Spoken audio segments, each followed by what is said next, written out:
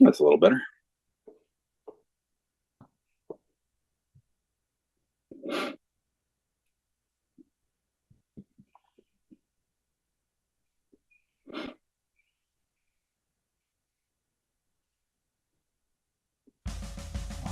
What makes you think she's a witch? Well, she turned me into a newt. A newt? Got better. Hello? Hello? Anybody home? Hey, think with fly, think. Do you understand the words that are coming out of my mouth? Wait, Master. It might be dangerous. You go first. When you want to talk sports, you ask folks who have seen it all up close. So on The Al Travis Show, we go with the guys at the end of the bench. Time to talk all things sports. We got him, John. Dan's not with us today. John, thanks for being here, my friend. You betcha. Always nice to spend time with you, Al. I'm actually very glad to have you here. I don't know if you caught the game last night, the basketball game. The NBA playoffs started with the Pacers and the Thunder. Did you see it? I did not. It drives me crazy. I'm excited about the contest. I really think the Thunder is going to walk all over the Pacers. I do. The Pacers are a good team. I think there's a lot of good defense going on. I start watching the game, and the Thunder's up 5. They're up 7-8. They're up 10, 12 at the halftime. So I kind of struggle through getting through the halftime because the game I'm thinking is over anyway, but I watch it. Get done, third quarter, they're up to 15 points. They're coming, back and forth. And slowly but surely, middle of the fourth quarter, they're up 15 points. I go to bed. I don't need to see it. Oh, good. Okay, I got it. Get up this morning, and the Pacers win it by 111, 110. They do Pacer moves. They don't give up. They start hitting 2-3 threes in a row, and all of a sudden they're back in any game. What a crusher. I mean, I think the Pacers needed to win it. I don't think the Thunder's going to lose, but wow. What a waste of my time, too. Go to bed, it was over. I looked at the stats, and there were two that jumped out. Indiana had 24 turnovers. 24 turnovers! Yeah, and they survived it. But they had 56 rebounds. Yeah. Which is amazing. So they were getting the ball. Yeah. And the more you get the ball, even more shots, they can overcome those turnovers. But yeah, that was a shocker. I was Oklahoma City in 5, but good for the Pacers. I think watch out in the next game. I think the Thunder are going to come out and thump them. This is going to be one of them 30, 40 pointers. Yeah. Now I want to ask you. They're not going to be disked at home like that. We used to have Thibodeau as a coach here. The Knicks. I want to ask you this: the Knicks get all the way to the Eastern Conference Finals, and they fire the coach. Thibodeau is out. I don't know who in the world you're going to put in. The guy gave them, if I'm not mistaken, the most wins in the last 2 years, the most wins they've had in decades. Got them to the Eastern Conference Finals and gets fired. Your thoughts on that? And then what does that mean for Finch here? I know, and that's a little odd. I mean, historically, you might see coaches get fired if they flop in the first round of a playoff. Yeah. When they've done really well and they're like a 1 seed and then they get the 8 seed or whatever, and you go, okay, they got to blame it on somebody. They're hanging it on the coach. But it wasn't like the Knicks played bad. Well, no, only 2 coaches have done better than him this year, right? The 2 that are in the finals. So it's like, you're going to get kicked for being third? I mean, because again, back to what do we do with Finch? I'm not asking for Finch's head. I don't know that I believe this is Finch's problem. But New York is either. But you wonder what's going on there. You wonder if there was something else behind the scenes. Maybe he didn't get along with management, or maybe he was griping about, who they should have or who they shouldn't have, or they were telling him who to play, and he's like, "That's my decision on who to play and when to play."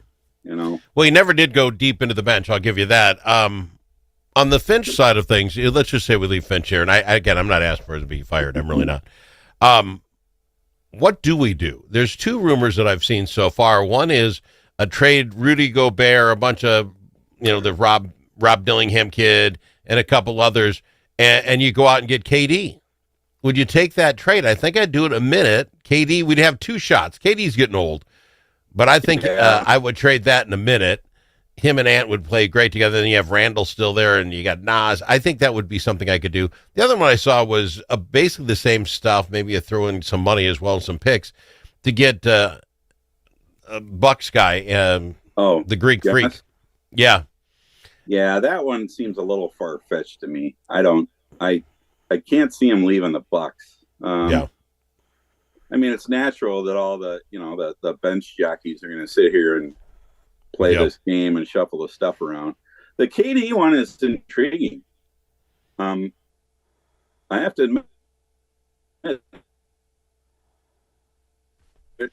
I keep looking at that and thinking about it in my head, and I'm like, well, I have to get 1 year. With some kind of option, because he's probably ready to kick it in. I mean, how much more do you want to abuse your body? I think it gives him something to another chance at a title. I see him, Ant, Randall, Nas, or something. He gets at that other shot because I think he is the difference that could put us over him and Gobert. What a difference! What a mentor would be too. Yeah, that one intrigues me if they can pull something like that off. But let me ask you this: do we have to do something, John? We got pretty much. Do. Really? Okay. Well, see, and that's what I wrestle with, because there were times during the year, and you can go back and check my comments, Sal, where I said this team can hang with anybody. Yeah, but it's not just hanging. When they put it all together, they're really fun to watch. The problem is they can't put it all together consistently.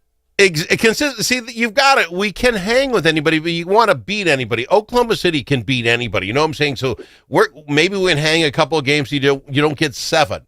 So that's where we got to get to that next level. And the consistency is, you are 100% correct. How many times do we see him not show up for a quarter, not show up for the beginning of a game, just give up after we had a 22-point lead? That's the team that showed up at the playoffs. If they played every quarter like we've seen them play, they would have had a record equal to or better than Oklahoma City. I'm convinced of that. Yep, I don't disagree. I want to go to break a little bit early. I don't know what you do for a young kid. His name, I think, is Festa. We brought him up, and I think he's still in a crouch, what is the fetal position in the clubhouse, even as we speak today. Wow, was he shellacked. We'll talk about that and your Minnesota Twins right after this on the Al Travis Show. All the special interests are represented in St. Paul, but who speaks for you? Center of the American Experiment does. Our policy fellows dig into the tough issues that matter to you and offer common sense solutions on education, taxes, crime, and energy. American Experiment is the trusted, nonpartisan voice of Minnesotans like you. We are working every day to make Minnesota a better, safer, more prosperous place. We are American Experiment. Go to americanexperiment.org to learn more. If it's your turn to host a game, Grandpa's Barbecue suggests you try something different. Put out the perfect barbecue flavor of Grandpa's Barbecue. Add it to your ribs, dip the meatballs, or drench your wings in the original flavor of Grandpa's Barbecue. It isn't too hot or spicy, fruity or smoky or whatever. Grandpa's Barbecue. Available in select stores and online at grandpasbarbecueshop.com.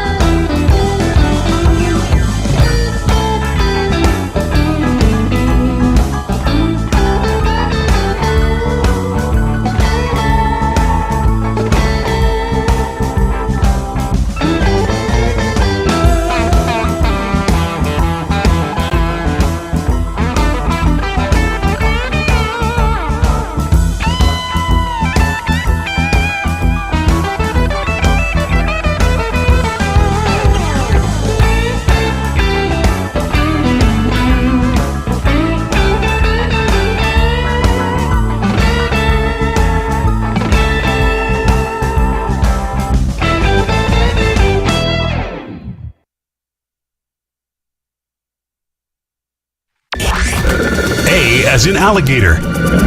L also in alligator. But it's not alligator. It's the Al Travis Show. And we've got him, John, for the guys at the end of the bench. I guess we can talk about the game first. I want to talk about the setup, but we'll talk about the game. Yesterday, we, of course, have Pablo goes down with a shoulder thing for the next couple of months. So bring this poor David Festa up. Now, we've seen him a little before. I do remember the name. Yep. But they shellacked him. He was down in 4 innings by 8 runs. They put in Acula. He comes in, gives up a grand slam home run.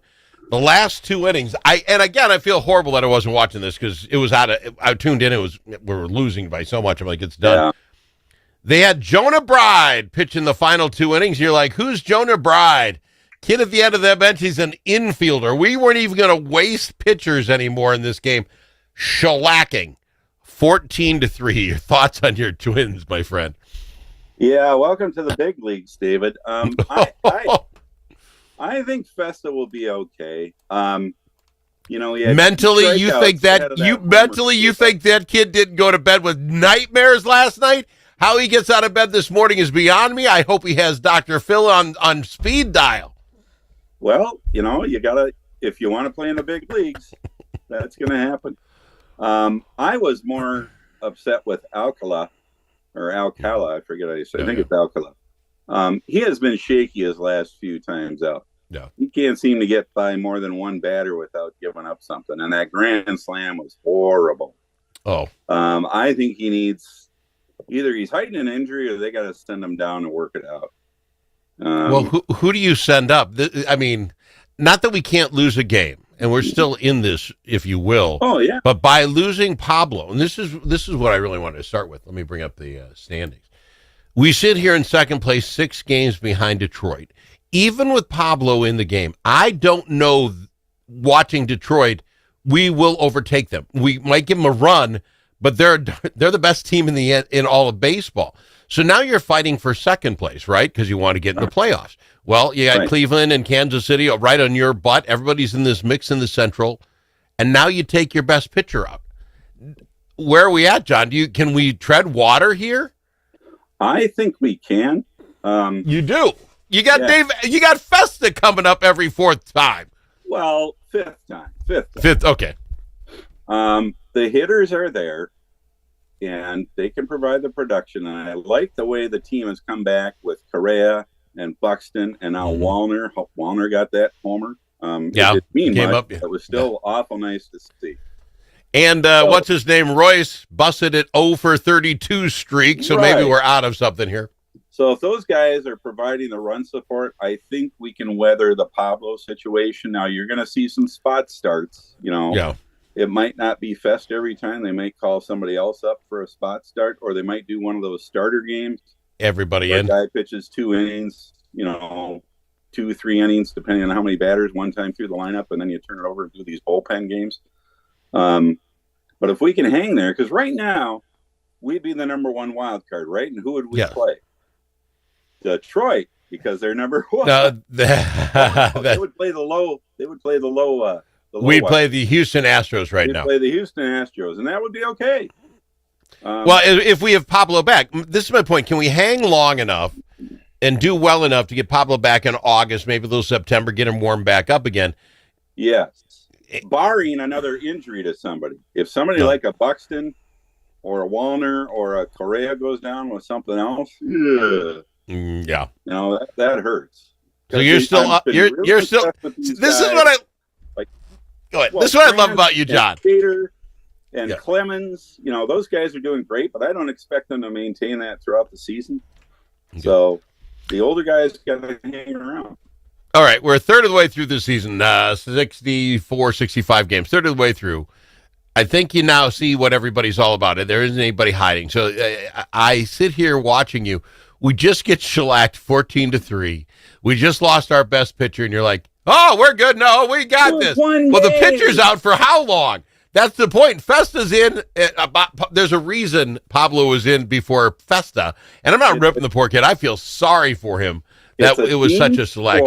It's not one player. It's not like basketball. If Ant goes down. We got enough guys. All right, and now, so well, that what'll makes me be feel very interesting is if we do anything at the trade deadline. If the team decides, yeah, we're going to make and I don't mean the players, the team, I mean the front office. If they decide, yep, we're in this thing and we're going to make a run for this, or if they're just going to sit pat because they're trying to sell the team. Well, you know what they're going to do. They do this every time. They're going to sit pat because we probably have enough, like you just said, to get into the playoffs. That's our whole goal, right? And not that we do anything in the playoffs. Our whole goal is that, and the hope and a prayer something will happen. I would bet you dinner, buddy, they're not going to spend any real money to do anything at the trade deadline. Because what would you do? You don't need a position player. You don't need a hitter. You need pitching. Same thing as everybody else. They'll get a scrap heap pitcher from somebody. Yeah, exactly. Yeah. And that'll make you okay? You're happy with that? Okay. You know, they think, well, he can win for us. No, I'm not happy with it. I'd like to see him. There's a couple other pieces, but they should really go for a bigger starter, especially if Pablo's going to be out. Well, yeah, and he is, and that's what's a weird thing, and good for him, actually. He's out there pitching pretty well for 6 innings, and he feels something. It doesn't feel right. He goes, I can man up, get through this, but it just seems like maybe there's something there. Called the trainer if they pull him out, and he could have done much more damage. This could have been the end of the season kind of thing. So it seems like a terrible thing for 7-8 weeks, but much better than it could have been. Let's switch some tracks here, John. I'm jumping on the bandwagon, and I hope there's room. The Minnesota Lynx. Whoa! Oh! 8-0 start. That's a 40-game season, so they're 20% of the way through. I mean, they literally, a fifth of the season is done. They have yet to lose. It's time to jump on the bandwagon, correct? They're actually kind of fun to watch. Watch these women play. It is fun, and sometimes it's more entertaining than the guys. I got to tell you. Well, I find the game different. I've said this before, and people get mad at me. The bucket should be lowered 6 inches in women's basketball, and that way you can see some slams and some of the stuff that we really love in the men's game. Women's game, there's a little more defense, but when you do a highlight reel and it's the good pass to a layup, isn't quite as entertaining. And I'm just being honest with folks. You lower it 6 inches, though, I think you got a similar game. You know, you make a point there that they should look at, really study, because I mean the ball's a little different, right? So they already admit there's differences there. Why not go whole hog and do like you said? Because I think women would love to be able to dunk and do highlights. That would add that again spark to the game. I don't know if that they think about it, that would change basketball across the nation, right? If they did that in the women's game, then the college game's got to figure out a way of lowering every basket by 6 inches, and every high school team. I might be a really we can't do that kind of thing. Maybe it is, but I think it would. Now all shots they'd have to train a little more. The shots got to come in differently. Oh, sure. But I think it would be that much more entertaining. Is all I'm saying. The gal's getting a gorilla slump and 360 slam. Yeah. It's just missing something, and it seems slower because of it. With the summer here, I mean, your really only option is baseball. I mean, we're in the playoffs for men's, but if you want to have something to do, the Lynx are a very good ticket. Yeah, no, absolutely correct. And so we're all jumping on the bandwagon here. So start watching some games. Let's have it. That's the other problem, finding the games. You got to make sure you can get them on the right channels. We'll do it. We'll start talking about them here. John, love having you on the program, my friend. I appreciate you doing this for me, and you're always a pleasure to be here. Appreciate it. Always great to you. Salute to the vet today on D-Day for those boys who served and fought and died. Thank you for that, my friend. I appreciate you remembering. All right, we'll be back with more right after this on the Al Travis Show. If it's your turn to host a game, Grandpa